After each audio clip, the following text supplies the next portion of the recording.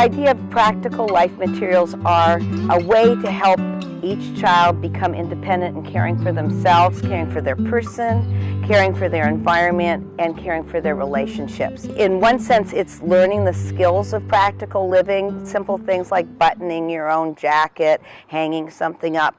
But on the other hand, the really important part of it is that the child is learning to be independent and caring for themselves. If you think of the child from 2 years onward, they are saying, help me do it myself. Remember, aim from the center. In a pouring activity, first the child is just learning to transfer either a solid or a liquid from one container into another, refining his motion so he can do that successfully. Here they get to practice first with large solids. Uh-oh. So if they spill, Make a little path. they just need to get them picked up. It's not just even hand-eye coordination, it's also the training of the 3 most important fingers, the ones that will be used to hold a pencil later on.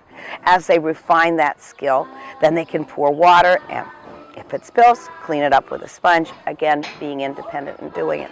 So there's fine motor coordination, there's eye-hand coordination, there's completion of the activity, and there's refinement of movement, so they become more and more precise. Let's find a nice spot over there with the floor. A scrubbing activity requires setting things up in a logical order.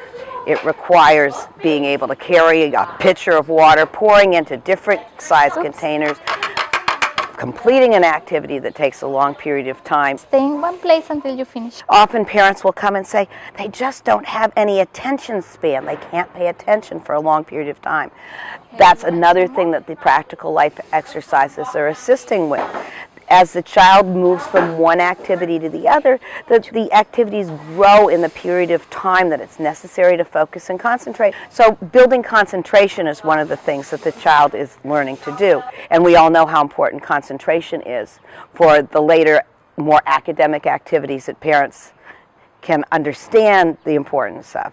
When we're speaking of the area of practical life, the way that the parent can best support their child is to make sure that there are activities in every room that relate directly to the practical things that are going on in the home that the child can be involved with.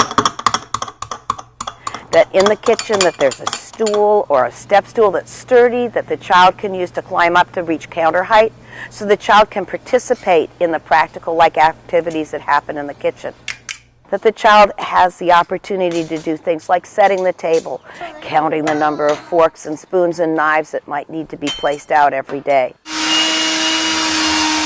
Vacuuming, something that has to do with the practical living that goes on in the household. All of those kinds of things will help your child feel more vitally involved in the running of the family home, and that gives them a feeling of self-esteem and self-worth. All of that is what we would call indirect preparation. So they are developing a variety of skills at the same time, along with just being able to care for themselves and gaining independence.